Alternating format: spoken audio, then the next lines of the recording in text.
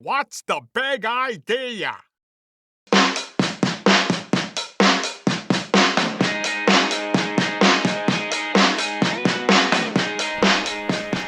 All right. We are here with our I'm back. annual. This is our celebration. So is it going to be this one or next week's? Well, I mean, this is number 52. Right. So if there's 52 weeks in a year. Yeah, but August 31st right was the day that we posted for the first time. Yeah, come on out for fireworks. Yeah. So if you're listening to us, if you're listening to us, you can probably tell how polished we are. It's 'cause it's been a year of doing this. Actually, we sat around and we shot all 52 episodes in one day. It's just released them once a week. Longest day ever. The longest day ever. Changed clothes, grew facial hair. Yeah. Got a tan? You got a tan. You were white at the start of the show. Meat just still in the bathroom. First day. Getting Kleenex. Yeah. No, so this is episode 52. A topic this week we thought was a good one. We've seen it a lot coming up on social media that a lot of parents are talking about how they're having trouble watching their kid playing volleyball. So we thought it would be good to do a show like, for the parents who are having trouble watching, because, we think it's sort of indicative of something else, some other issues that maybe, that's affecting your ability to watch. Because I've sat with parents who have trouble watching their kids play, and they wonder, they would ask me, how do you watch them play? Like, how do you do this as a former player? And I think that's what helps me watch them play, is I know what it's like. I know the number of mistakes that are made and all that stuff. So yeah. So this is an episode, and maybe for coaches too, because I think a lot of the coaching problem comes from lack of patience when you're watching youth play, and parents or coaches, and then we might be passing that on. So, early thoughts. Premature thoughts. Ooh, the best ones. Kind of ties in with the pre-game talk. My first thoughts were, because even like right now, like I lose so much attention. Like I try to watch a show on Netflix or something or on anything, and I just I can't even get through them anymore because they're just all becoming so bland and just so boring. And then, and just so predictable and stuff like that. But there's a show that I've stopped and started again right now, and then I always want to look away, or I just don't want to watch it when it gets to this so obviously set up dramatic point. Yeah, I'm really, you just built it up for this, and then I just can't. I just want to look away. I'll just fast forward through it or something. Okay. Right? So do you think that's lack of patience, or do you think that's intelligence? Well, I think it is. I think it shows that it is actually getting me triggered emotionally. It is actually doing its job of getting me emotionally invested in the characters, right? Because you are crying. You are crying when you. No. You're angry at them because they're making you cry. Yes, I fast forward before I cried, but Bridget Jones. Bridget Jones. I have to remind myself, it's just a show. Why do I get to, it's so stupid, right? It is so stupid. Is it scary stuff or is it romantic? No, rom-coms. You're more into rom-coms. No, it's not a rom-com. It's not a rom-com. It's just it's just I feel formulaic stuff. Yes. These shows nowadays are so, and they just try to draw on the same. They do the same. It's about backstabbing someone, or that they're going to betray them, and then they're going to do this. I'm and they're trying to get you riled up. It's part cringe, but it's also obviously it is getting to me emotionally. Otherwise, I wouldn't care. Right. Yes. So that's my first thought, is that there's an emotional element that is triggering someone, or the parent, and then that's what's getting them stressed and they don't want to watch. Right. Obviously, this is all. I'm sure this whole topic is about emotions. Yeah, it could be. Yeah. I mean, that's what leads to stress. Stress is a physiological symptom caused by whatever, fear of, or what do you even describe that as a parent? Stress. Well, watching, you want to see your kid lose. What are you feeling? Are you feeling? Well, that's when should I go? Yeah. Okay. So I think now that I've cried. No. That's okay. No, but that was good. It was actually funny that you mentioned it, just to go off topic, because I think people like it when we go off topic, because it's about life. It's like a conversation, right? Yeah. So when you mentioned about Hollywood or movies manipulating us, it's funny because I watched. It's so obvious nowadays. Yeah, right? I don't know. I think I was borderline depressed for a couple of days this past weekend. So I sat and watched a movie, right? And I was I was watching this movie, and it was the American version of a movie that I know is popular in Europe, right? So I was watching it. I almost watched it Dragon Tattoo? Yeah. Nice. No, it's an adult film. No, I'm just kidding.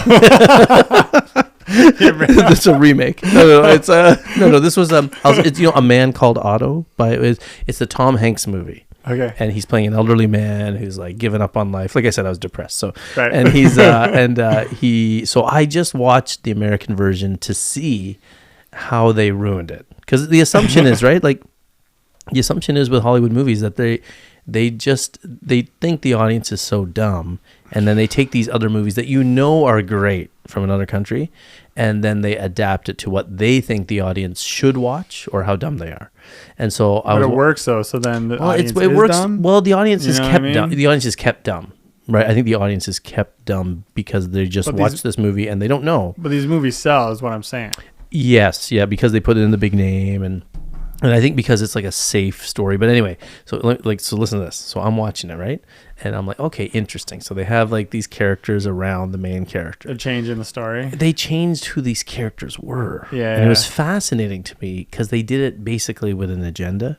Ooh. Like there were categories of people that showed up that were just like, okay, I see what you're doing. I get it. What year is this film? This one's like came out a couple years ago in theaters. And then so what I did was I went and I saw the original one on the same movie, like online. So I watched the original movie, which is only a couple of years older. So it's very contemporary. Oh, okay. Both very recent. And sure enough. Wow, why would they remake a movie that's that because recent? it was made in a different language. Oh, so okay. it was made in I think it was Sweden. And I knew it was this famous book, and I knew it was this famous movie, and it's called A Man Called Ove in Sweden. Yeah. So I watched the version with the subtitles. Yeah. And man, the people they omitted from the movie was fascinating. Not like the cultures they omitted from the movie, and they swapped the culture for something else. Yeah. They swapped skin colors, and they even took out a very powerful father-son relationship, which I thought was interesting in Hollywood because, Hollywood, there's a weird thing about, the male perception and the way males being depicted in Hollywood today. And I found it fascinating. They took out that powerful relationship, which by the way was very central to the story. So then They just ditched it. different story. And I'm like, why would you ditch it? And it takes place in America now instead of Sweden. Exactly. There's a huge difference there. Takes place in America. Cultural difference. Yeah, but who they omitted was also like fascinating because like it was almost like racist choices Right. were made to omit the cultures. I believe it, yeah. Yeah, to omit the certain culture that was being sort of portrayed was something that it might not go over well in Hollywood or with Hollywood producers. So it's very fascinating choices. And so just when you mentioned that manipulation and so what I felt like even before I even watched the original was I was being insulted by watching it. Right. I was like, it insults your intelligence. I Yeah. think that's why a lot of us turn off movies or we're like, oh my God, they're just fishing here or they're trying to push an agenda. Yeah. That's what's driving everybody crazy these days. Recently is the agenda push in Hollywood. Yeah. And it's weird because it makes you resist an agenda you might already agree with. Like, I think a lot of people because they are. That's a natural human reaction. It right? is. You feel like you're being pushed something, and then you'll catch yourself saying, "But wait a minute, I agree with what they're doing, but the way they're doing it is almost like." And then you start to wonder: Is that the point? Are they trying to divide us by making these things so hateful, so in our face that it actually makes us into It's weird. It's a very weird thing. Over inclusivity makes you like hate it. Well, it's not even inclusivity at this point. It's like it's over the top force. Like we talk about all the time. 5 years ago, 10 years ago, if we watched a movie that had a certain storyline or a cast of characters which represented diversity Certain or Seinfeld episodes. people who were oppressed, we would be like all on board. But now, every time you see if you saw the same thing, packaged now, you're almost wondering, are they trying to sell an image of their company here? Yeah. That's the thing. That when companies start to act... See, I think everybody listening... I know we're off topic, but if you're watching a company or a corporation sell you an image of something, that's almost a red flag that they're up to no good. Because that means that they're like, hey, look, we're like this too. That's almost a sign that they're covering up something. Versus the people like, show us your boardrooms. Show us any alcohol advertisement, right? Well, just show like because what they're doing on the surface, like anything else in life, right? If it's superficial representations, which is what kind of the world we're living in now, you have to question the ones that make the most noise on the surface, just like people on your social media feed. We talk about kids looking at other kids on social media, the young athletes. The kids that are talking the most on the surface might have the least behind them in terms of substance. Yeah. And I think we all can relate to that. So that's why you have to be careful with companies that start telling you stuff, or companies that start putting people in commercials that are like a certain way. And it's like, are you hiring people like that in your office? Are you really living this lifestyle, or are you just pushing something on the surface? And that's sort of what the movie was doing. It was very superficial. Yeah. And I think there is a connection to the topic today, because I think it's that superficial thinking, I think, that makes parents so impatient when they're watching. That's one element.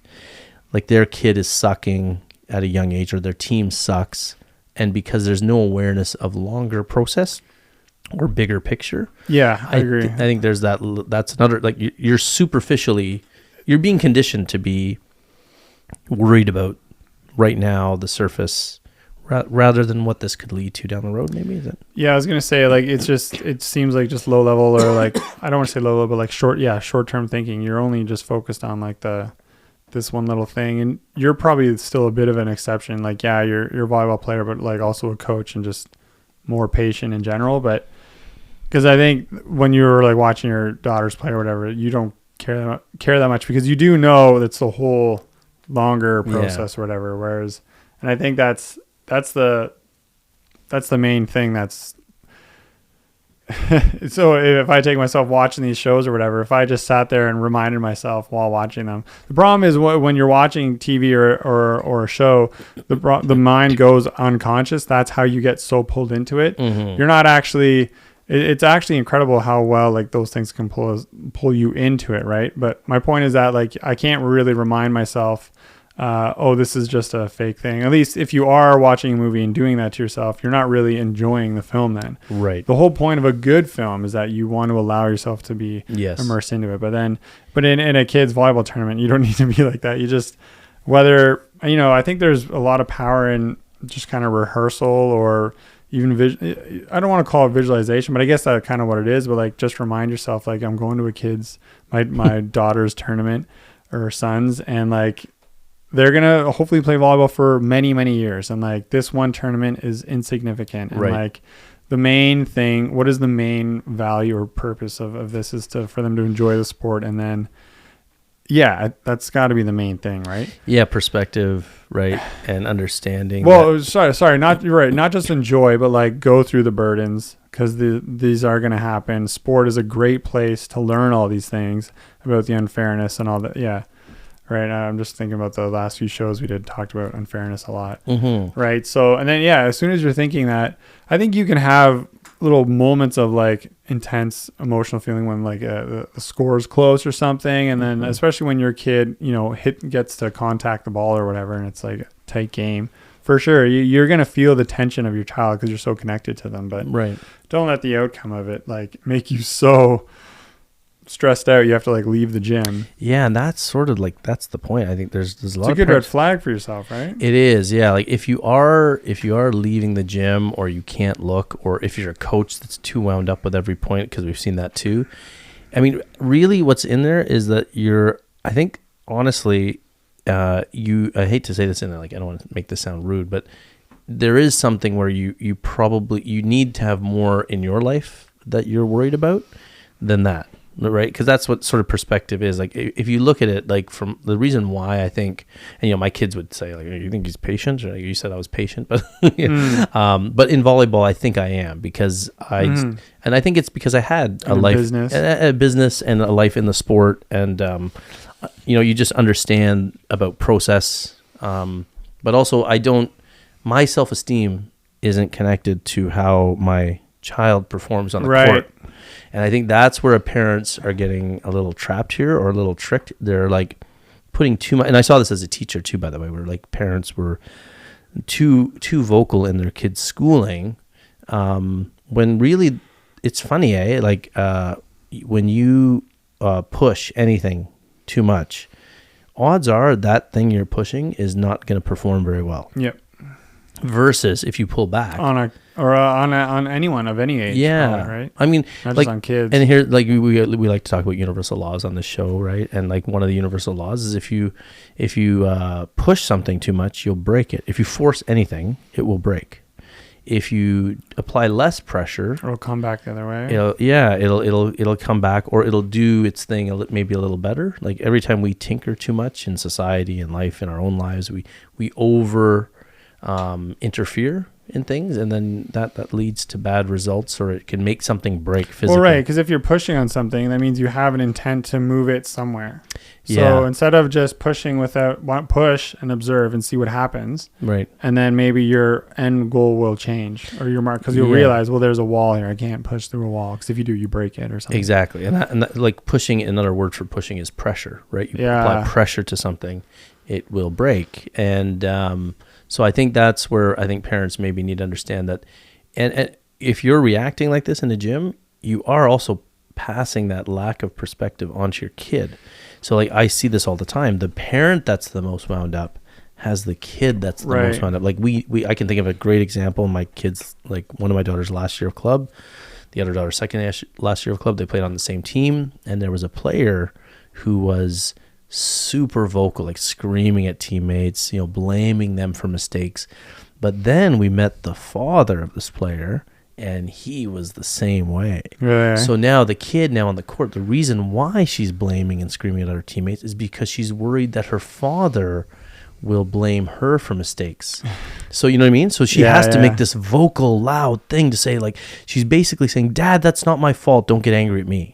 Yeah. And that's what it was. 100%. And he was like, I hate to say crazy dad who was way too much into the game, complained, whined. Yeah. And that's not just genetics of course there might be some genetics, right? Just passed it on to your kid, but also you knew that kid had to do those things, or like adopted that personality, because she was trying to tell her blaming father that that's someone else. That's what happens, right? Like we pass on the toxic traits. So I think one thing that parents can do is it's very difficult to say be more patient, care less. I think how you care less and how you add patience is to do something in your life that is a bit of a challenge. Take on something. It could be as simple as exercising, like we talked about on the show, ice baths, those are trendy things right now, but working out, or just taking on something that builds your self-esteem up. Start a hobby or something. It sounds so weird, but that's what people used to do, right? I remember the episode. I think that could totally be good enough, because I don't want to say this, but like this happened to me. Like I felt in again, I don't have kids or whatever, but I had a job recently where I felt that you know of. Yeah, that I know. But I felt insignificant with what I did, and I work in healthcare, right? You would think like, oh, again, there's probably people who work in healthcare, even doing the same job that I have, who think the complete opposite, who probably think they're giving so much, and that's a good thing, right? Just for me, whatever. I don't see our healthcare system. I see people keep continually getting sicker and sicker, and so it just whatever. It's my frame. It's my perspective, right? So if Eric was a brain surgeon, by the way. No, yeah. You imagine? Eric found no fulfillment. Sorry. Well, that's what I'm gonna do with, like, if you feel like you have not a lot of meaning in like what you're doing all the time, then you're for sure gonna, like, your kids are an extension of, well, they shouldn't be, but yeah, they will feel like an extent that you can frame it like that. Yeah. Right. No. Yeah. And then now you're also by caring too much about the outcome, right? We know what's going to happen to that your kid is now going to focus too much on the outcome of the game as well. And so you're getting completely away from the whole point of the whole thing. Yeah. Right. And then, I was also wondering about, how we spoke about kids acting competitive by yelling, being like kind of loud. Right. I wonder, maybe for some parents, is it an act as well? Like they can act like they care by making a scene of they're too stressed and they have to leave the gym? Or? No, I don't. I think I know what you mean, but I don't think so. I think that, like, something different, right? Yeah, I think what we're seeing here, like, so I think that not having something in your own life is a huge part of it, and you touched on it right there, the dissatisfaction with the daily life. Yeah, like that's what the work grind, the life, like so all of our happiness is pinned on this kid and their success, and they better do well or else, you know, that's all I got, right? That's all I got. And this completely makes sense, right? If we're talking like, you know, you're working for 2 weeks straight and like you're just like doing that, and then like, you know, there's inflation and all this stuff, and then 2 weeks comes up and your kid's tournament is happening, and like you haven't had a good outlet in so long. Yeah. Yeah. Your shirts don't fit right. I don't know. No, but it is a part of the working out thing. But you know, there is that too, right? But you don't feel you don't feel like you're, you know, healthy. If that's going on as well. Yeah, like if you're not fit and feeling good, then you're gonna pass that on. But I think, like, to go back to your point about, like, you know, I think that the other part of this, which is connected, like, because the reason why people are like this is because of the same thing, the control, right? So right now we live in a time where we're trying to control everything about our world, everything about our days, everything about our lives. And for once in your life, the beauty of this youth sport thing is that it forces parents to leave the control they're on the sidelines, and the kid's in control. They're, you know, the audience versus the participant in the arena, sometimes we call it. And that's a wonderful thing, but I think people can't handle that anymore because they're too used to, like, you know, air conditioning, remote controls, smartphone, daily lives. As we get more rigid in our lives, we can change the environment instantly. Yeah, and we can't control what's happening out there, so it's unbearable. It's tough to watch. Like, even in our own lives, we have this, like for me, right? Like, I'm a business guy, so I try to, you know, we just talked about this, controlling more of our own destiny in a business. We control, you know, so when something new pops up in life where there's a little bit less control, sometimes it can throw me for a loop too, even as philosophical as I like to be, and, you know, big picture thing, and what do I control really? It's all a myth that I control anything, right? But I do see it as like, you know, it's almost like you could picture that parent teaching their kid to drive, and they can't do it, right? They even outsource that because they just, you know, I can't have you have the wheel and me be here in a passenger seat. It's not comfortable. So yeah, I can see that. Yeah, life is a balance of both of these things, because you're always going to have both the things you can control and things you can't. Yeah, and things you can somewhat influence, I suppose. But like, we like the illusion that we control everything. We like, you know, and that's where, like, that's where you do get the toxic parent, right? Like, where the coach is totally fine and doing the right things, and then the parent is like, I don't like this at all. I don't like what's happening. Well, it's just, and then you get the coaches like this too, by the way, right? You get, like we talked about on the show, you get the coach that's trying to control everything, even if it's the wrong advice, right? And I think the phone is such a maybe an accelerant for this behavior, because gasoline. The whole, I love the idea of, like, imagine what you would be like walking down a hall or in a mall and passing people by. Now you can just look at your phone, you know, even if you feel any awkwardness or whatever, you can control that situation. Yeah, you can just do that. What did we used to do, man? We used to just, I guess, look a little awkward, or like, isn't it funny? Like, we're in the eyes and then look away. Do you remember life without a phone? Yeah. Yeah, because you're what, 36? Yeah. So you're 36. When I was I guess when I was 14, like the flip phones, the Motorola Razr came out. Yeah, I think. Yeah, Motorola is the sponsor of the show. Yeah, we're getting razors. People listen like, razors? How do you use a razor as a phone? But that was the name of the phone, because it was a super slim, thin flip phone. It was the cool, trendy flip phone. Fancy. But smart. I mean, like, the real start of this, like, control craziness, it started with social media. Like 2008 smartphone, that's the year. 2007, 2008, when Facebook got started, and social media. And what was the point of Facebook? Like, we know it started off as free, and it still is. But the whole point of it was to get us to use this thing. To upload all this data, and now it's the central hub, and it's really just a marketing agency. Oh yeah, it was like, I remember teaching kids in the early days. I was like, I used to teach kids. I was like, the point is, the like buttons, tracking your demographic, and they're selling that on the back end, and like nobody cared, right? Like, you know, and that's what'll get everyone on it. Yeah, and that's the beauty of free. And now, like, if nothing's free. Yeah. Right. Nothing's free. And it's a huge. If you're going to advertise anything, like, you're going to run into Google or Facebook. I mean, that's you can the only way. You can do it other ways, but it's not going to be as effective. Crazy expensive too. Yeah. It's interesting because, like, on one hand, like, Facebook is helping us, like in this, reaching people, and it's great. But on the other hand, the more that everybody, like, it just becomes, it's funny how, like, there was television, right? And nobody owned television. Right. It was owned, there was several networks, but nobody owned the idea of TV. But now like, I was thinking about this a few years ago, where it's like, people now say, what's your Facebook page or what's your whatever? These are owned. Like, this whole network is owned. Yeah. Like, it becomes the channel. Sure, there's going to be other social media things, but it's like, and we don't have control over it. We don't have control over it. And, right. But no one really thinks about that when they're using social media. But they have control over their feed. Yeah. That's the thing. Yeah. That's the illusion of control. Right. It's like giving you a remote control. Like, here, Skippy, you can control the TV. But there's like 18 channels, or even if just 500 channels. Or we control the channels, but you or... feel like you control the channels.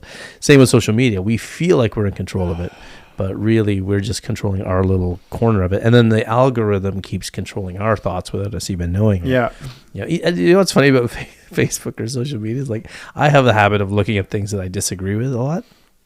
And then it shows up in my feed. Like, it thinks that I am like that. Yeah. And then it starts sending me more of that. I'm like, no, I was just messing around. But now you think that I'm into that, right? I swear to God. Oh, that's why that shows up. That's why that stuff shows up. Because stuff I'm not into. That's what it is. Sure. Yeah. No, but so I think being not in control, but I think the reason why people want to control exteriors is because of a lack of internal confidence and accomplishment. I think anybody who's accomplished anything in their life sort of knows that these little things don't matter. And people maybe who haven't done as much, and this comes with time and age too. Also, people haven't been through hard things. That's what I also notice that's too. Like, sometimes people with tougher lives at earlier stages are much more patient because they have perspective. Yeah. Right. And they understand, like, that this isn't a big deal. I've been through way worse than this. Right. So they don't get worked up over nothing. Yeah. Versus the parent who has the comfy life. Raise the kid from, like, because the first 5 years looks like a nightmare. So, like, there's a huge accomplishment right there. Mm-hmm. But yeah, unless you spent those 5 years doing everything for the kid. Like we talked about. Like, if you, like, because then, like, there's well, intention matters, right? Like, so, like, I always say this, like, and I say this, me and my wife talk about this too, like, so my wife's super helpful. We talk about this on the show. She's super helpful, likes to do everything. She does too much for the kids. So if she's doing that to be selfless, then, and if she's doing it for the kids, then she would probably do less, because she'd be like, oh, I'm not helping. I could be hurting the kid from doing their own thing. Right. Versus, but if a parent does it because, like, you're genuinely like, let's suppose you are selfless and you're doing everything for your kids because you care about them and you love them. That's great. But that thought then would enter your mind. Yeah. Maybe I'm not helping, because that's where I come from. And she could say, I could say I'm hiding behind my laziness. That's why I don't do anything. I let them do their own laundry, But no, it's not. It's out of genuine care for them. And this is the debate between a lot of parents, right? Yeah. Either stereotypically, it's the father who says you're doing too much for them, and the mom does too much. But it can be it can be the other way around for sure. But there's usually a parent who says, whether they're together, divorced, whatever, one parent thinks that a parent's doing way too much for the kid. And so intention matters. Like, so if you're doing too much for your kid out of love for them, I think most parents who do too much for their kids are really doing it for themselves. They need to be needed. Right. And that's why the control thing pops up on the volleyball courts, because that parent has trouble watching because they're too used to being in control of everything for them. Yeah. And, like, even Tash has a hard time sometimes watching compared to me. Right. Well, I used my wife's name, but there she is. Oh, yeah. Well, so you're defending the one half of the argument, because it seems like that there's a natural occurrence of those two complementary behaviors, right? Like, I'm sure there is a good thing to what Tash does. I mean, like, I just said her name again. What my unnamed wife does. Yes. Oh yeah, there's definitely benefits to it, and what's like, the alternative? Right? It's showing like love and like right, and then it's teaching. But is it rooted in the self? Like, is it rooted in a need to be needed? Well, is it? You know what I mean? Like, how much? Right. That's what I've noticed in my life. Because what is the difference between that selflessness and then yours? And it's just a perspective difference. Yeah. Well, we get into the philosophical question, is there ever such thing as a selfless act? because is everything we do, like let's suppose I go volunteer at a soup kitchen. Right. It's wonderful, but am I doing it for me a little bit? My self-esteem, Are you doing it to your anxiety? and then we get into volleyball. Like, am I taking my kids to practice every week? Am I getting them to go and get the uniforms? Am I doing it for them? Right. Or am I doing it for me? Am I doing it because the self-esteem I get from seeing my kids be athletes that I wasn't, or you know what I mean? Yeah. So there's that whole, like, why we do things matter. And I think that I see a big difference between why I put my kids in sports and why a lot of other parents put their kids in sports. I put them in to learn about suffering and to learn about unfairness and to learn about losing. Take the ball. Just smashing it out of them. I teach them the dangers of fire. No, I'm just kidding. What? You burn them? No. Put the balls on fire. Hey, balls on fire. Eric used to work in the medical community. Now you know what he used to do. Balls on fire. Got a problem there. Is that the correct terminology you're using? That's a whole joke. I used to think that'd be funny if a doctor used incorrect terminology. Informal street. Anyway. Oh, you've got the, No, stop it. But anyway, so that looks itchy. why is it? Anyway, the idea is that you are, are we doing it for ourselves? And that again, I think that's the parent that can't watch. Because if you're truly doing it for your kid, then you would understand things like, oh, this is good for them. Oh, you know, the bigger process is there, right? But if you're thinking about you, then you leave. You can't watch. Because you're not in control. You can't stand it. If I had kids, I would feel obligated to put them in sports for both reasons. I feel like I would have to do it just to be a good parent. Yeah. And I think it's... What do you mean? What is it? What would you put your kid in sports Well, for? there's community pressure. Okay. Social pressure. Like the grandparents would be like, "Oh, why aren't your kids playing sports?" Right? Yes. Like there's just and then I know, like, I think there was benefit for me playing them, so Yeah. I would feel like I have to give them the opportunity as well to build that. But like, Because you're self-centered and you want your kid to be like you. Right. I get it. No, because sports are good for them. Just kidding. Yeah. But then the other side for sure is like self-serving. Like I have to, if I don't, like, why would I not? Like, but I think you would probably understand, like, you want, in your case, and I think in my case, you want, like, your best memories in life were sports related. And you just think, like, man, it teaches so much. yeah. Right? And that's remember, we talk about this on the show a lot. Like, you know, in this day and age, sports aren't teaching a lot of kids the same things that our generation got out of sports, right? It was a little more universal. I think that kids came out of a sport with a sense of right and wrong, teamwork, diligence. They were humbled by the sport, but now you're getting people coming out not humbled by the sport. They're like entitled, and they're like, no, I was ripped off. I lost because of this person, that person, like the blame game. Yeah, they come out still blaming. Athletes, I don't think in our generation were blaming as much. There was for sure a bit of like the whole like I play at this club, so I'm super popular. I play at the club that has the knee-high socks and all the blah, you blah, did blah. grow up in a different era than me, so that is true. Yeah, we didn't have that as much. And I still see that nowadays. Like even some of the kids I had at the camp recently, they cared more about just being involved with the club. Remember we were saying even if they have like a house league, they have the club's t-shirt even though they're not playing. They're playing on the in competitive team. They're playing on the non-competitive team. Yeah, they just cared about the association, and association is popularity, right? And like significance, and then having the logo, a little more status than you type thing, which is again another natural. There's just preying on natural behavioral weaknesses or tendencies. Hierarchical tendencies. And people, in-group, out-group stuff. Yeah. Right. And then the parents are victims of that too. Yeah. Right. Like that's sort of that. The adults shouldn't be. I'm sure when you're a kid, makes like a rep team. Now you're and you buy the gear and you're elevated with them, right? And I think again that like, so I always liked that I was never really like, I was never proud of my kid playing at this club, that club, whatever. But because of my self-esteem, right? Like your self-esteem is intact as an adult. It should be, right? In theory, in theory, after you accomplish a few things in life, you shouldn't be that wrapped up in like the image, like, and it's kind of like childlike, right? Some of these parents that are too wrapped up in their sport or their kid's sport, they're immature a little bit. They're like stunted, right? In terms of their development. Like I was told the story before where like we were remember that we had an episode about how parents should cheer, which is related to this too, right? And we had the parents that are like too wrapped up, banging on the drum, screaming on every point. And then what happens when the kids start losing a few points in a row and the silence of that crowd goes down, then the kids are looking over going, I guess we suck. I guess we suck. Yeah. Because so you're passing these insecurities on to your kids. You're reinforcing them. I think if parents listening to this, you should really try to, like I said, you can't just say stop it. But the Michael Jordan thing, if you're doing drugs, stop it. All you can say is a parent has to build themselves up. Like the more you build yourself up, I think the fastest way is exercise and, yoga and things like that. I think that's a great way. It could be reading, it could be writing, it could be doing something, painting, it could be arts related too.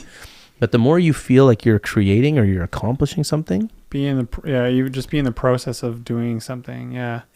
Challenging, interesting, thought-provoking for you, that builds you up, makes you feel good about yourself.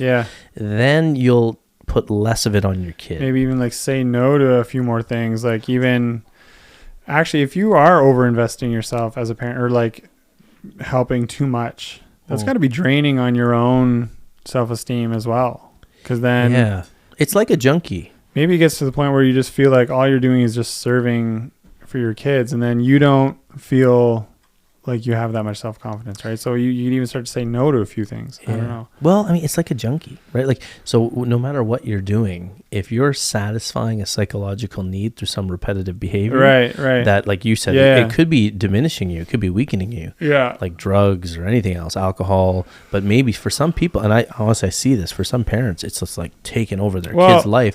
Well, what happens though is when the kid leaves, like we're dealing with this, our kids are both leaving the house, and like, my wife, I'm like, we're talking like, hey, I told you this was coming for the last few years. Like, what are you going to do? And she's literally like having withdrawals and it's having flashes of a life without these the actions that have defined her for over almost 20 years, 18 years. It's like, now it's going to be gone. So you better stand, now what is she doing? She started working out. And that was I was like, let's hit the gym. Let's go. Let's get you. And that's the best thing you can do as a support person. Is maybe don't focus on those things. You've already said your piece, right? There's nothing more you can do there. Go do something else and get her out of that emotional state. And it's it's helping her, and it's helping her. Now she's like, what am I going to do? And I'm like, it's time for you to focus. And she's thinking about taking a course, or she's thinking about doing stuff. And I'm like, good. Cause that's what you got to do it. Cause you can't just go to like from 1,000 to 0. And she's still going to do your laundry, or she's still going to do mine. Of course. What the hell? Just for her though. I said to her, now, honey, I'll make extra laundry just for you. And honey, I'm gonna soil some extra clothing for you. No, I'll still do the laundry. I'll still help with the laundry. I'll still wear the laundry. Anyway, why you gotta call me out on the air? Did I just say the most sexist comment ever on her? But you were calling me out on being sexist. But it's funny because I've had this conversation with her. Like, I used to do, when we first started dating, I did do a lot of the cooking. Like I would cook, but then over time, she would probably be bothered right now. Like if I get up and make my own coffee or something, it bothers. She's like, why didn't you let me do it? Because it's just, she feels that, like, again, that's her synapse. And she feels like that's how she gets satisfaction for herself. It's people don't understand this, but people on the surface would be like, oh my God, she just does everything for him. But no, it's because she doesn't let me do it. And if I do it, she gets upset. Well, yeah, right. I mean, it's just it's a whatever. I think she's the type of kid, like in elementary school, who, like, if there was a pencil that fell across the room, she'd go pick it up for the person. Yeah, that's what she did. She tells that story. That's what she used to do. 100%. And it was probably I tell her, you were probably just stalling so you didn't have to work. But she goes, yeah, that's true. But maybe. But there is that whole, the idea of like doing something for someone else. Are we doing it really for them, or are we doing it for us? Mm-hmm. And that's where I think parents are getting trapped in this. They're not realizing that this is, one of the things I told you a long time ago when my kids were playing is like, the reason why I didn't coach my kids overly, like, too much directly, was because I wanted it to be their thing, not my thing. Because I think there's real risk in them associating love and support from their father. And I had to be clear with one of my daughters about that. I was like, I'll love you if you don't play volleyball. I have enough volleyball in my life. So I really wanted it to be their thing. And even like this summer, I played with them on the beach a couple times, and I was like, I liked it, but I also didn't like it. Like, you know what I mean? Like I wanted them to play with their friends, like in a fours league or something like that. Yeah. But then, I did play with them a couple times, but it's just better if it's their thing. I'm really like that's same with my wife. Like in our marriage, like I love like our kids. Like they all apologize because they're like been out too much with their friends. And I was like, no. I was like, this is your time. Like I remember what it was like. Like you don't think about your parents at this age, and go do your thing. And the beauty of that is that when you are like that, talk about forcing and not forcing, they actually want to hang out with you more. Yeah, because then Eric's getting a little emotional. Apparently, they do. Wow. No, but they do want to hang out with you more because you've given them the freedom. You haven't forced them. You haven't pushed them. Even academically, like I was Tasha and I, like my wife and I were talking the other day about, it's funny that we have both kids going to university, and we never pushed them academically. Like as a teacher, I saw the parents what happens to parents, and even I was pushed a little academically, right? But I saw what that does to people when they're pushed. So we actually diminished the significance of school. We were like, you know what, school's not. I mean, the teacher you get might not be good at what they do. I was a teacher. I worked with teachers that weren't great at what they did. I was like, you don't want to be externally validated. We told our kids, whether it's a coach or whether it's a teacher, and schools just reinforce external validation for 14, 15 years. So I was like, how do you think you did? And it's my dad, of dice. You don't know what the hell you want to do. I know, and doesn't it matter too? Like who's evaluating you? Like if the person evaluating you, whether it's a coach or a teacher, doesn't know what they're talking about, I'm sorry, that can happen. Yeah, like I worked with these people. They're not magic. The coaches, the teachers, the authority figures, doctors. They're not superhuman. They're just people who took a course, a bunch of courses, came out with a piece of paper. It's like the Wizard of Oz, the scarecrow gets the degree and he's like, the two sides of it, it's like, really? Is that how it works? I remember hearing after I graduated some pretty crazy stories about like one of the profs I had in college, and like how the reason why they were in teaching and they weren't currently working in the industry is because there was a bad thing where they were like trying to like basically like steal equipment and sell it, like old equipment and sell it on the side. Really? Yeah. Oh boy. Like pretty crazy, like pretty obviously like illegal stuff, right? And like apparently they just didn't do it very well, or they weren't really. Oh my god. But however, so that happens, and I guess there wasn't an official criminal charge. I guess there were, if there was. Well, at least if there was, I would assume the college would not have hired them. Is this the one that hired you? Like in the real No. Okay. Yeah, no. Well, but he did some... Can you name them? No, I'm just kidding. He did some slightly illegal stuff as well, too. Oh. Well, not really illegal, but like basically just like making up overtime when he worked. Because he used to work at the company I worked for. He would just do nothing during the day and then do it all after 5 p.m. So then he could just charge double time. And then they actually did get rid of him, but they made him go to the States. To work for a while. Is that why he left the role? Yeah, that's why he left. Oh, okay. And then he came back because they needed someone, and I think management had shifted by then, so then he got the job. But yeah, this is just like everybody listening is like, yeah, of course you'd do that. Everybody would, because they're not happy. Because they're not happy. They're not feeling like they're being valued. And then like we were talking about policies last show, and now there are policies set in place to prevent this from happening. Right. Like he exposed a kink in the system or a chink in the armor. Yeah, or kink in the. Right, and he probably I don't know. Many people would have done it. I suppose, a loophole. He exposed a loophole. Yeah, a loop in the hole. What? Yeah. What were we talking about? I was just talking about people who don't have credibility, right? And these are the ones that we are caring so much about what they value on us or something, right? Yes. Like, I just remember, like it's just like that was one of my teachers. Great. Yeah. Right. Like what? Anyways. No. Those classes were interesting. So if they were evaluating you incompetence in the field, I mean, I guess if they know their stuff in the field, that's interesting. That's you could you could be a bad person. Like that goes to the whole. This is the other funny thing. Can a president be a jerk but be a good president? Can Kevin Spacey be a great actor and a creep? Like that's sort of what we're getting at. Cancel culture. Oh my god. No, but like, can we be like, how far do we go? Like if that teacher, Seneca was a stoic, but he also loved the luxurious life. Yeah, it's interesting. Not stoic, right? Yeah. Like, but also this one teacher in particular had other tendencies that I picked on quite quickly, which is like just favoritism. So I made sure I wasn't exactly a super hardworking person in their class.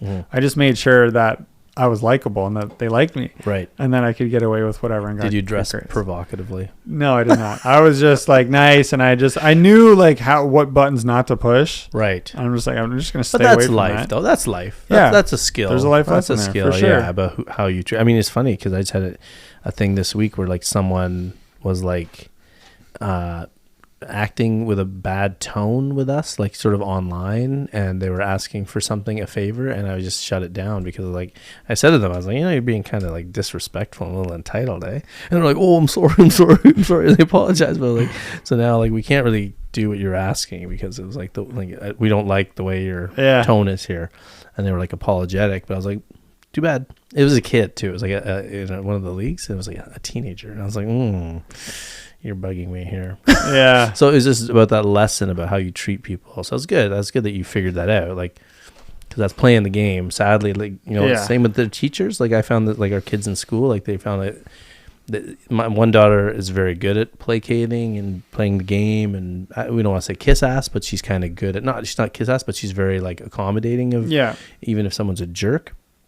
The other one will tell you how she feels, and that doesn't. That's admirable on one hand, but it might not be good for the game. And that's the same thing with coaching. Like she would frequently run into coaches who they could tell like she wasn't really buying in. Not rude, she's not rude, but they're just the facial reactions are like, "Oh, so you want us to stand there?" Right? Like, she wouldn't say that even, but their body language would depict that because she couldn't. So like that. She couldn't. Right? Like she just would be like, "Ooh," she's more assertive. Right. Yeah. And, as a female, sometimes that might not go over well, particularly even with females, even with other females. So, credibility matters. And like, I think that, if the parent has like that sort of that credible thing too, like, I mean, it'd be very interesting. Like, see, I almost think like let's suppose my kids knew about, I played a lot and they knew I played varsity and they knew I played after varsity overseas, and it would be very weird for them to look over and see me overreact to points. Like it would almost be like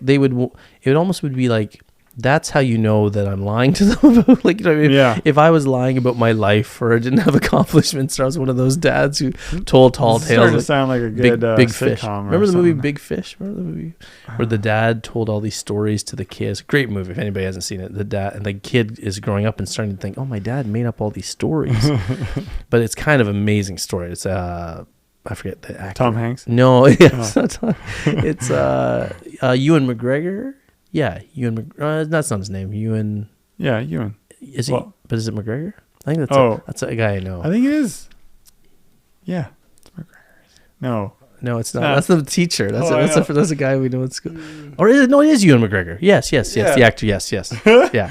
Anyway, he's in it. Big Fish. If you haven't, it's kind of interesting because it's like his dad loses credibility with him as he grows older, so he starts thinking less of his dad. And then some cool things happen in the movie, but the idea is that like you lose credibility if you, like, as a parent. I think overreacting in the stands, I think your kid, I think they might think less of you if you're like sitting there, like if you can't stand to watch it. Well, right. And then they think they also will think less of themselves because they're like, oh, my parents like embarrassed, or I'm not. Because what does your kid need on the court? If it's too stressful, assuming they're not winning or they're making some mistakes, well, they need leadership present on the court and even off the court, right? So you're literally support. They need support. Yeah. Or and support. And strength. So looking strong, being like being the boulder or whatever, the anchor, right? And you're definitely not showing that. So it's going to be hard for you to then even give them advice on the sport or in anything in life. Yeah, even philosophical sports advice. Yeah. That's not technical, right? I think you're right, like, because that's a great way to put it, because what is the player, like, as we as players on the court, generally what we need is acceptance. Like, if an error happens, you don't want your coach or teammates going, acceptance is probably, come on, right? Like, we all had teammates that were like that. Like, I had older teammates when I was on post-secondary in in university, and I remember some older players in my rookie year were like, come on. And I'm like, that's not going to help me do well. Come on, like, frustration. And then you make them, and then they make the next mistake, right? Like, so, right. It's a very interesting thing that, like, you're, as a player on the court, what you need is support. So, like, I always, like, if my kids looked over at me, I was always like, don't worry about it. It doesn't matter. Just like, let's go next one, you know? Yeah. It doesn't matter. And, or clapping. And they used to, on the beach, I remember they look over and go, like, I'm looking 3 courts down and they're looking over. They're like, what? I was like, no, I'm not even looking at you. I'm not even looking. They would assume that I would be like that. And I was like, I don't even care about what you're doing. I'm looking at those kids. Like, I'm looking at those kids that are way better than you play. No, just kidding. No, they would start like in the early days, and one of my daughters still thinks that I'm like, she doesn't understand that I'm not really interested in results. I don't know why, but that's just her. That's her. Yeah. That's her thing. But my other daughter's like, what are you talking about? He doesn't care. Like he's. So I think that there's some strength that you can get from the parent, that if you are sitting there with less reaction, and you can only do that if you understand the perspective too, right? Like, unless you are an athlete, like even parents who played other sports, I see, are pretty good at this, right? Let's suppose they were a high level football player. Like, I know a parent who's like pretty good with perspective with sports just because he was a football player. So even if his kid's playing volleyball now, he's like, yeah, no big deal. Like, right? You know what I mean? The higher up they go, the more they understand this perspective lesson. So do you want to have somewhat of the same demeanor, whether it's win or loss, right? You want to be accepting. Yeah. That's right. Like you can like, if your kids win, you can, I'm sure, be a little celebratory, right? Yeah. There can be like, hey, that was great, you know? But I think the awareness that we have as athletes is that your win doesn't matter because there's someone out there who's going to kick your ass anyway. Yeah. You're just playing at a certain level here. And your loss is actually beneficial, right? Like, that's the thing that people don't understand. That we all That's where you're going to learn way more. Well, we all say that whole thing, like, oh, we learn the most by losing. Well, we learn the most through errors, but nobody wants their kid to mess up. There's also the games where say you've like lost like the last 4 games or whatever, right? And you've been working hard. And all of a sudden the 5th game, and then everything really, your work and your whatever, the way you want to play really comes together, right? And then you actually see something and you feel it yourself, and your parents probably notice it as well. Like, you were in that state and you played phenomenal.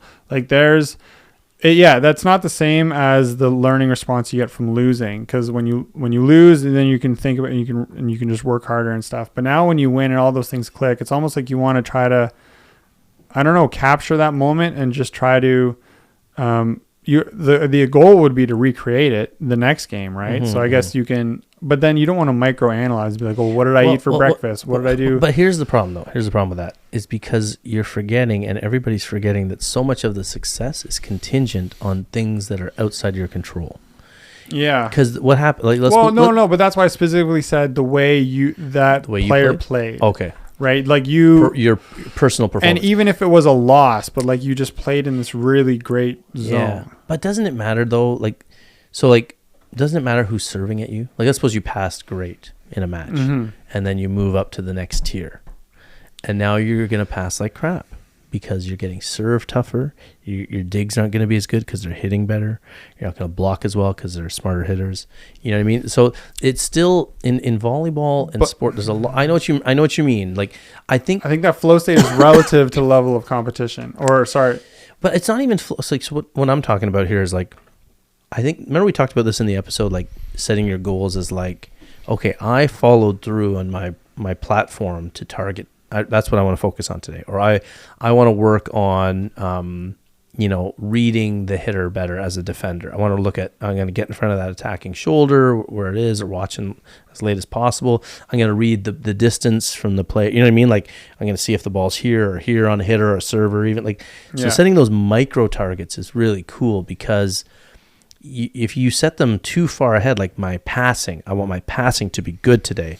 But what if you're playing the best servers in the tournament, and then you go home thinking you had a bad day, when really, if you set the target on like, okay, I'm going to make sure that I call seam and I take seam today. Well, that's, you know what I mean? That's tricky, because also part of when you are playing these matches, you have an idea of who these great servers are and what teams they're on. And so realistically, but remember, you're in a small beach network versus a club network, which you're seeing teams you've never seen before, right? Yeah. And there's no scouting, and there's no. Well, okay, right, fine, but also you can still adjust that, or have a reality check as the points go on, as the serve happens. You're like, oh, that was a really good serve. Now you just want to make sure you have this goal to then focus on, where they're contacting the ball.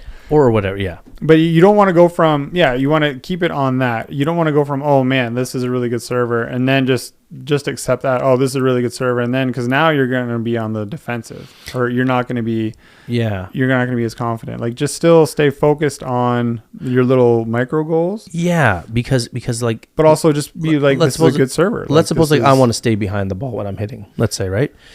The beauty of that is that it's totally focused on your little things that you're doing that you can do, because anything else is external. And the minute you start mixing in externals with your sense of self and accomplishment, you're going to destroy yourself. Because it's like saying, I get this, by the way, I learned this from watching, Patrick Margot, the tennis guy. I saw him giving a speech to a player where it was like, so if your goals are contingent on anything that the opponent does, then, or that I want to hit a lot of forehand winners today. But what if the player's friggin' amazing at defending? So what you want to say is, I want to make sure I plant my foot and I follow through in this thing. Yeah. The result of that is irrelevant because it's outside of my control. Yeah. Right?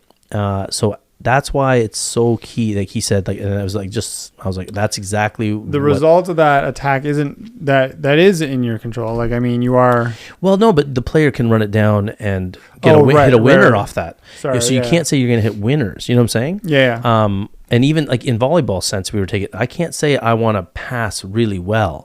No, because what if the hits are, and what if the serves are like nothing I've seen before? What I gotta say is, I want to make sure that I split hop right before that serve, and that I'm gonna make sure my platform finishes back to 2.5. Yeah. Now I can do that, and I still might shank a bunch of balls. But if that's my goal, I can still say I did that as often as I could. Yeah. And that's the cool thing. That's how you build up a confidence, on the court, by setting. We should probably do another one on confidence, because this is probably fit into that too. But this is why a parent who watches and gets caught up in the failure. Well, that process will continue. That is a process that'll continue to lead somewhere. Whereas your other ones that are dependent on externals, they'll rise and then fall, and then you're just restarting all over again. And because we focus on the negative, they'll probably just keep falling. Yeah. Right? Because we'll skip over the good things we do. We all do that as athletes, I think. Yeah. So that's why, like, a parent who's watching and is basing it on, they're overreacting and they can't watch. They're not thinking about the micro. They're thinking about this short-term failure. And again, I would submit to you too, like that scenario you described where the player has a bunch of matches where they lose, and then they have a great day. I think that the great days are because of the losses. Yeah. It's the mental fortitude, right? The bounce back. Like, so we undervalue the losses. I think this is like, if I could just finish this, I know I'm rambling, but we undervalue the losses and we overvalue the wins. No, I was almost going to say the opposite, that we don't actually take the time to actually kind of focus on the good things that happen in that game. Yeah, like whether so you lose those 4 games and you have this good game, this 5th, whether it's win or lose. I think the important thing is the things that you're talking about, you're actually executing the things you want properly. Mm-hmm. That should be given its moment to then actually like lock that in and be like, hey, these things were done right, regardless of the win. Maybe I should have said that, but then because that's actually really important. This is something I've done and noticed like in my own game or whatever, and then trying to make that more consistent. Right. But as a general rule, probably we do undervalue the losses. The loss. Oh, I we think 100% so. In this conversation. Yeah. Yeah. Like that's what, like if a parent understands process, then they will see every like what I do. Right? Like I would secretly hope my kids lose, like, at early ages, because that's where they're going to learn the mental toughness. They're not going to learn mental toughness through winning. Remember we talk about club teams. Remember we had the tale of 2 clubs in our own backyard in the 1990s and early 2000s, where there's a club that had so much success with their young players early, and those kids ended up going nowhere, in contrast to the club that got their butts kicked at a young age. They had national team players come out of this small nothing club that got their butts kicked because it taught mental toughness. Because when life, forget about on the court, when life smacks you in the gut, you better have been through some tough crap. It was right? making them focus on those things that they can control when it comes to the pass or the attack. And just generally speaking, folks, look around the people in your circles. The people who have been through tough crap in their life are generally the toughest mofos. Sorry. Wow. Whoa. Wow. Whoa. Sons of guns. Whoa. Definitely. We don't have guns here in Canada. It's water pistols. The toughest people you've met. And it's shocking sometimes to me. Like, I know people that are like been through some tough stuff and they get through tough things like way easier. Yeah. And so same with athletes. Like if if sports is a metaphor, then just like the failure, the loss, as long as there's instruction and learning and reflection, right? That's the missing element, the reflection, tweaking, learning, looking, finding the right mindless failing. Yeah, repetitive, just doing the same thing over again. Yeah. But as long as there's reflection, finding the right coach, mentor, that's the tough part. Then there is growth and there is improvement only through that. And people can handle stuff better, right? Like on the court, off the court. That's the missing equation, that these parents who can't watch their kids fail because they think the kid's failing when really they're on the path to success. Yeah. The failing is actually the vital part. The cold shower response. Yeah. Sucks for 2 minutes and you feel great. Yeah. Well, that's the metaphor, right? Of the ice bath. Go through this horrible, crappy thing. And then the rest of your day becomes easier. Go through this horrible, crappy stage of volleyball.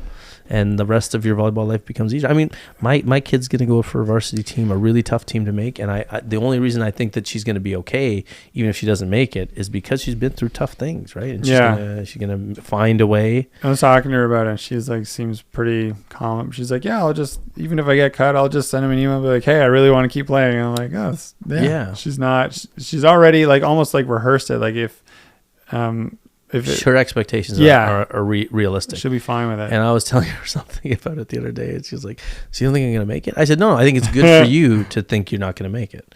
That way when you go into that tryout, you're just playing free. Don't go in with the expectation. This is like one of the best teams in the country. And you don't even know. They might just be looking for a right side. Like, you don't know. Right? Yeah. That's why the point of the open trial is just to see who's the best right side. So I said, go in like if you're not going to make it. Play free, play loose, serve, because that's her big thing. Like, do the spin serve. I said, if I'm a coach, I want you on the bench. If I see that spin serve, I just want you on the bench. And if we need you and you can go in and you prove that you can do it cold, then I'll want you. Why wouldn't they want to have you? But I said, go in like there's no chance, because there almost is no chance. So I'm kind of getting her in that same mode again of like, getting ready. It's so weird that failure or thinking about failure can actually liberate you. Like one of my best job interviews when I was very young, starting out teaching, I told this story I think before, where I was outside the hotel room where they were doing these interviews, taking off my clothes. No, I was just kidding. Wrong interview. No, I was outside the hotel room, and I remember literally thinking to myself, I don't care if I get this job. Yeah. And I literally meant it. And I went in, had a great interview. We talked for like 2 hours, and I knew I had the job. It was like a really competitive job. And it's and that's when I learned that I was like 22. I was like, okay, so caring less is actually a really important recipe for success, because it lets you be yourself. It lets you relax. So talk about the parent watching, talk about the kid playing, caring less. And talk about my kids going to post-secondary, right? Both kids going to university, and we didn't push them a day in our lives academically because we cared less. Yeah, one of them barely even made it, right? Yeah. Good thing they don't listen to this. Yeah, we were worried about one because one is really dumb. And she knows. Well, she might not figure out which one. She's like, "There's only two. Which one?" Anyway, no, but you know what I mean, though. Like the caring less is the key. Yeah, I had a similar job experience. Right, even on the court, though, do you find that like there's some days where you're like, not uptight, and you play better? Oh, for sure. It's always whenever you're in your head, and like however you want to describe that. Like that. And imagine if you had a parent on the sideline, like, overreacting or like wound up, or at least says to you, I can't watch when you play. At least in a hockey arena, you can't hear the parents. Well, most of them, unless they really yell, then you can definitely hear them. But like most of the time you can't hear Yeah. them. So you're in And this there's sounds. isolated bubble, Yes. which is sweet. Yeah, helmets and blades. Soccer, you can start to hear them, and then volleyball, you're right there. Yes, like, yes. oh, That's God. right. And that's why some people talk about getting parents out of the gyms, right? Because they're like, the kids, like even some of our youth leagues, the parents are starting to shout things, and we have to ban parents from talking. And then we're talking about moving them out of the gym because it's just like, let the kid focus, like let the kid relax, really, right? So yeah, it's an interesting thing. I think that if we were to sum it up, we would say that you're passing your anxieties onto your kid on the sideline. I wanted to add one thing before you sum it up. Yeah, sure. Yeah. Well, it's just the idea of being addicted to this stress, like to that cycle, to that behavior. Right. Because maybe there's even like some type of coping thing you do after the tournament with your kid, where like you go out and like I don't know, get ice cream or something to like calm down. You know what I mean? Not like it's just saying like we're all addicted to, or sorry, like many people, we're trapped in routines. Well, we always want to go after things that give us the dopamine, or like the ice cream, for example, which is that's a reward. But the thing is, what state are we in that makes us want to go to and get the ice cream or whatever? Well, if we go and hype ourselves up into this overly anxious, hyper stressed emotional state, then that's going to trigger us. We're going to need to balance. We're going to need something to like level it out, and then you can go and get the ice cream or whatever, right? So it's just like, sorry, is this about ice cream? No, it's just about like behavior can become like we can then seek it out. We can then actually be addicted to that, to being stressed, to acting that way. Right. If like the synapses keep firing, exactly. And then we get the more you keep doing path of least resistance. Yeah, and then it's just going to be normal, hard to break. Yeah, like ice cream. Yeah, is that what you mean? Like the routine of ice cream afterwards? Well, that was just like, I was just wondering, like, craving. Why, like, if this is a possible reality, being addicted to something, like there's likely some way that you balance it out afterwards, and that could be part of the whole addiction thing. I don't know. No, I know what you mean. Yeah. It's just a concrete example of what, like the craving. It's almost a Pavlovian response. Yeah. Right. Like you start salivating at the end of volleyball practice. Well, and especially like if you both like come out of the tournament and like the parent and the kid and like they lost or whatever, and the parent might even feel like embarrassed about like their behavior or whatever. Now they're gonna try to like win the kids like love back. You know what I mean? Oh, gotcha. Okay, I see what you're saying. Yes, like it's something that we can now do that's positive or something. Yeah, that's true. You're right. There might be something which there. Could be the ice cream. The fast food after the thing. It could be something like that. Like commiserate you. But now you're also teaching another bad lesson. Like it's to smear things over with like junk and medicate. Yeah. Literally medicate through food. Yeah. No, that's a great point. It's funny. I was going to say something there. I forgot what I was going to say, but it's connected with that. But that was a good point. Or the Boston pizza after. Yeah, the routine of it, like the things do become habits that we fall into, the roles, right? And we sort of put ourselves in this box of like, oh, I'm the parent who gets too worked up, and it just, you know what I mean? Yeah. If you internalize that identity. Or as a parent, if you're gonna try to level yourself out, maybe you feel this tension rising and stress, and now you go to like get Tim Hortons at lunch or whatever, and then you come back to your kid's game and you're just eating junk food. I mean, you could be coping. Yes. As an isolated individual. Yep. In a bad way. Right. Just with more junk food or something. Yeah. You see a lot of parents going out and smoking at tournaments. Yeah. Like, for sure. They have their management. And maybe the ones who are smoking are the ones who are not too stressed out, like who are able to, because they have their drug in them. Right. Yeah. So. Yeah. It's interesting.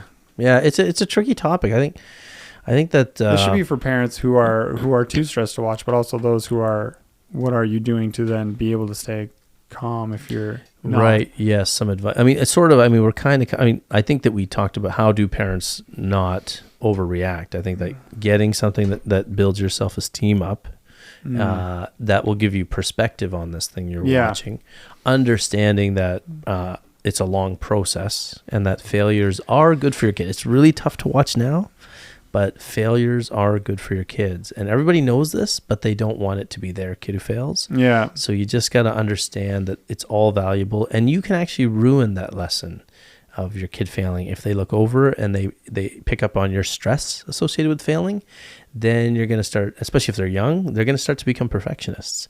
And perfectionists don't fare too well in life because they try to control things that aren't in their control.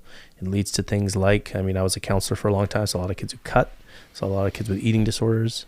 I mean, it's funny, but that's where it stems from. If you pass on this idea that your kid needs to control everything in their world, they'll start controlling the little things that are like self-harming.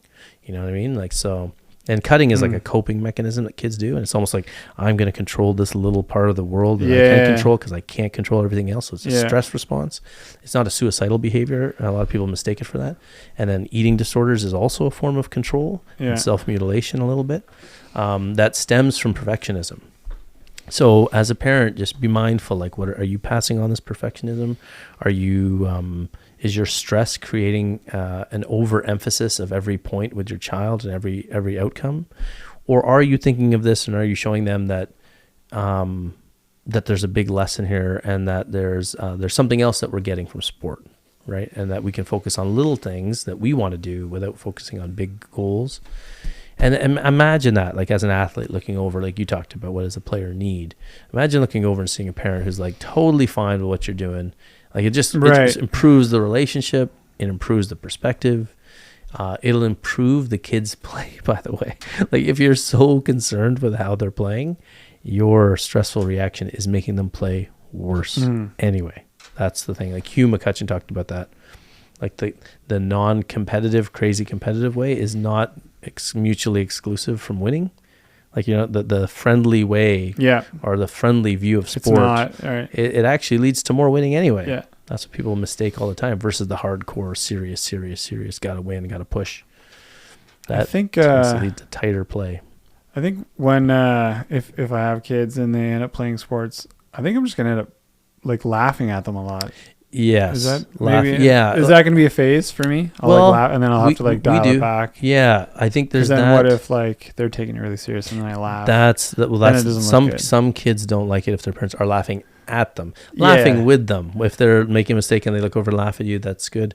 I remember one time it was interesting because my kids, we drove like 2.5 hours to a beach tournament, and they were playing twos, and they were out there like goofing around, like, because we talked about them getting along and they were fighting too much, and they were out there being like silly on the court, like just laughing over bumping into each other and like not playing positionally, and then they were losing.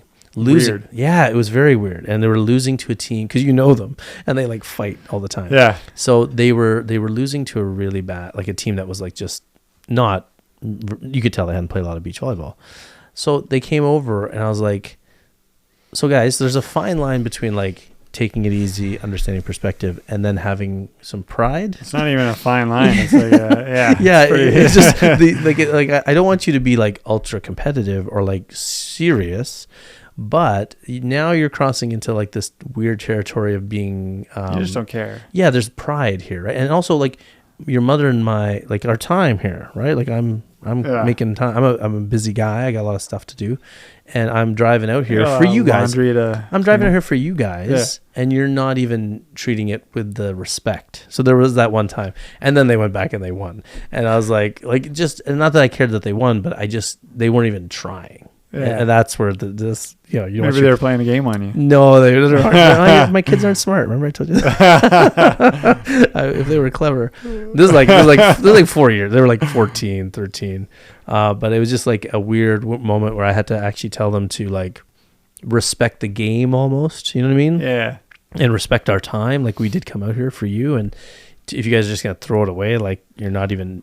You know what I mean? I think that's part of that behavior. When you're losing, you just pretend like you don't care. That way, it's... Well, they were causing the losing. Like, they were coming in with zero intensity. Yeah. Like you know what I mean? But then you have to keep going like that, because then it's like, oh, if we lose, it doesn't really matter because we didn't try. That's true, I mean? Yes. That's another thing people like to fall into. I think they forgot that sacrifices were being made for them to be on the court, and that they were almost not being grateful. And you just had to remind them, and then I just had to remind. I said, guys, we spent a lot of time, we spent a lot of money, got a hotel, right? And this is what you're gonna do. Like, are you gonna, like? I want you to have fun. Buy you ice cream after. Exactly. I want you to have fun, but I don't want you to be like, yeah. We didn't even try. That's the thing. Like, what are we doing? Because it's effort, right? That's what it is. I always said that to students too. I was like, I don't care. Like, it almost doesn't matter what you do in school, but if you give effort in everything you do, That's the life thing. That's what you want to get out of school. You want to come out of school or sports as someone who tries, right? You might not succeed, but you're always working on it, right? That's it. Yeah. I think. So as a parent, I mean, sometimes we got to treat kids' sports as like our workout or our routine, like a mental workout, our mental chance to like practice doing something better, even if it's hard. And that could be watching your kid with patience.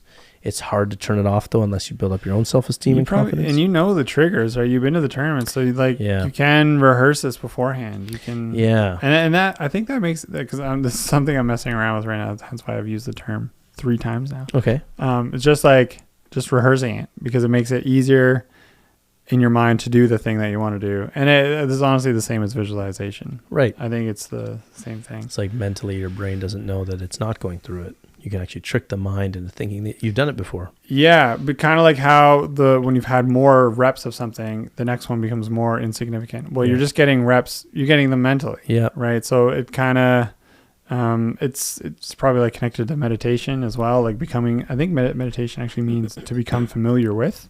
Did you ever hear that study about this? Sorry, I didn't really want to interrupt you there, but did you ever hear the study about the free throws? The free throw experiment where they had like basketball players, college basketball players take, they had 50 of them do actual free throws in the gym for a week, and they had the other 50 doing them all mentally. I heard a similar study when it came to piano learning. Oh, okay. Interesting. And it was like they did scans before and after. Yeah. And then apparently I don't know how they evaluated it, but they made like neural connections just as strongly as those doing the physical piano playing, like learning scales. Yeah. And then people did, they just rehearsed it. Mm-hmm. And they did, but it's in the basketball one. How did they evaluate the people who did the visualization of the perfect form in their mind performed better better? Yeah, in the second version, because they were given the instruction to picture the perfect form in your free throw. Yeah, I think that's what makes it different. Conscious tip where they were like, okay, now that feeling, the follow through, the ball going over the front rim. That is wild. And they performed better than the actual, because the players doing it in the gym may not have been doing it properly. They might just be repeating it. So the visualization is fascinating because they're given the instruction to picture it perfectly. And now I think maybe I'll consider this, because I heard the same thing with the piano thing as well. Yeah, it's true, because the theory is, and the psychological study is that, or the hypothesis is that your brain doesn't know the difference between doing it physically. Yeah, right. Like you can make a memory in your mind, right? Like you could literally picture something in your mind every day. Yeah. And in reality, your brain might think that it really happened. Yeah. I think that's how like liars cheat lie detectors too. Like, I think that so. You can sort of, not that lie detectors are, any sort of scientific. You're just making it the stronger neural connection. Yeah. If you believe it really happened in your mind, that's what sociopaths do. They believe it really happened. That's why they can say it so clearly. Yeah. So I think that, parents, like you said, could rehearse like these scenarios and rehearse the behavior. I still think in this case, though, there's a whole lot of psychological control that they need to let go. Oh, for sure. And that only comes by getting more stuff in your life. Right? Yeah. I mean, that's where the expression comes from, get a life, right? Get a life, right? People who care too much about anything, they used to say to them, get a life. Why do you care so much? Yeah. Those people, I don't want to name out any comic book things, or but people say like, really you care this much about, get a life. That's too funny. And that's sort of true though, because you do see parents that are like dangerously overwhelmed or over involved in their kids' sports, and you feel like saying, you need to get a life. Like you need to get your own things in order. A nice way to say that is, get your own stuff going, and then this becomes less important to you. Your self-esteem isn't all riding on this one thing. It's spread out on other things you do, right? And if it is a sport, it's kind of cool too, by the way. I love to see is when parents start playing the sport. When parents, like we have kids in our youth leagues, and if their parents see their kids playing, they're like, I'm getting addicted to this. I want to go play. And then it's funny. I've literally seen parents change the way they cheer for their kids, because now they know how hard it is to get a serve over or how hard it is to spike. And they're like, awesome. So they kind of shut up because they're like, ooh, it's harder than it looks. Yeah. Because it's easy when you see other kids doing it and you're like, oh, why can't you play like that kid? Well, you see how hard this is to do. And then their tune changes. So it's kind of cool to see. I've literally seen that actually. Parents are I can see it. Our daughter's teammates came and played adult leagues, and then they're like, "Oh, I better shut up because I suck." It's fun. It's humbling, right? And they also get something in their life, some joy from the sport, and they see how hard it is, and then they get perspective, right? The spike is such a tricky. Like we've been teaching that for weeks now, and yeah, it's such a like to adults and kids, and like it's not an easy movement, man. No, and we take it for even the overhand serve, like tons of just as many adults struggle as kids, and kids like a lot of these kids just don't have the muscle mass yet. Yeah, right. But we take it for granted, right? Because it's something that we picked up naturally, and then you don't realize how. That's what made me, I think, appreciate. Like it actually boosts your own self-esteem as a coach, because you're like, wow, people struggle with this stuff that I didn't think was a big deal. And and you're like, okay, what do I do? And then you reverse engineer what you're doing, and then you're like, okay, so I teach this first. This is what I do first. This is what I do second, and then and then somebody gets it off your advice, and you're like, wow, you feel good, right? Yeah, you helped them. So, it's definitely something I think that honestly, if parents listening, try to play a community volleyball league, and then it'll give you appreciation for how difficult it is out there.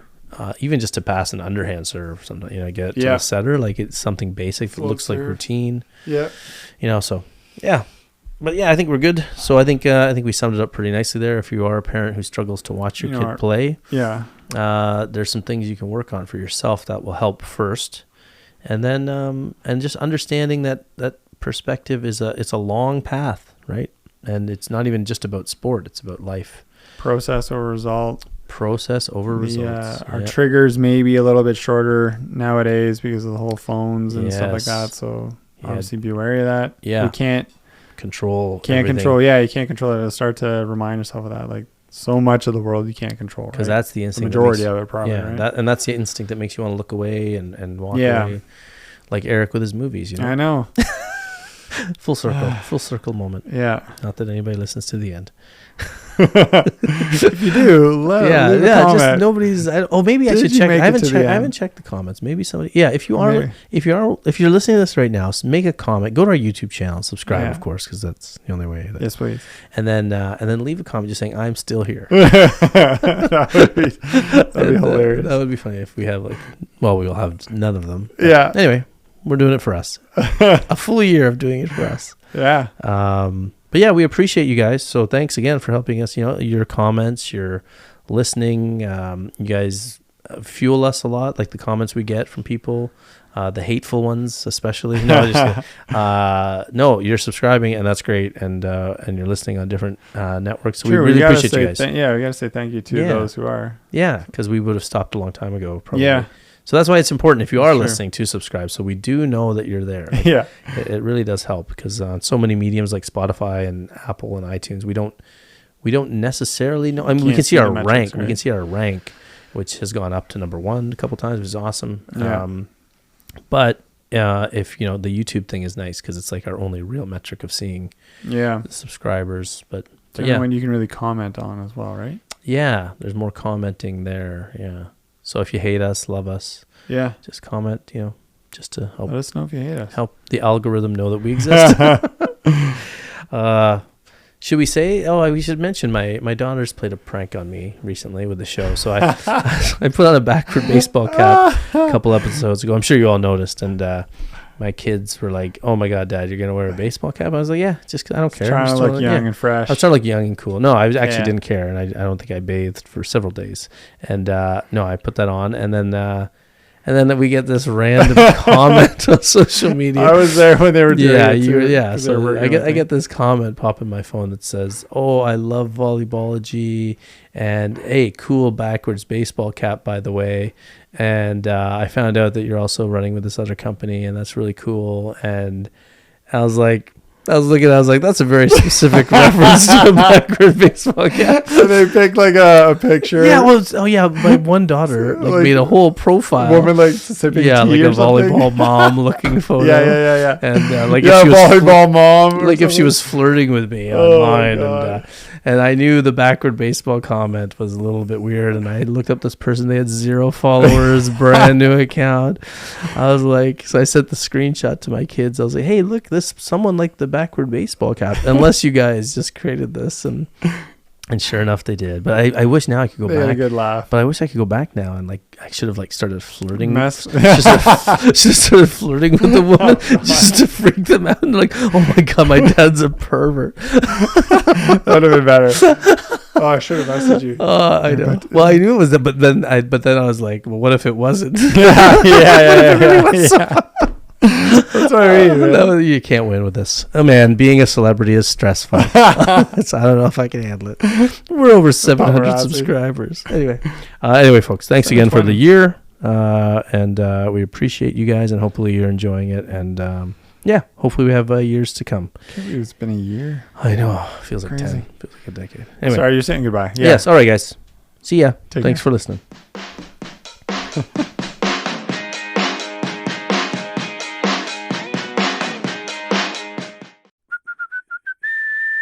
What's the big idea?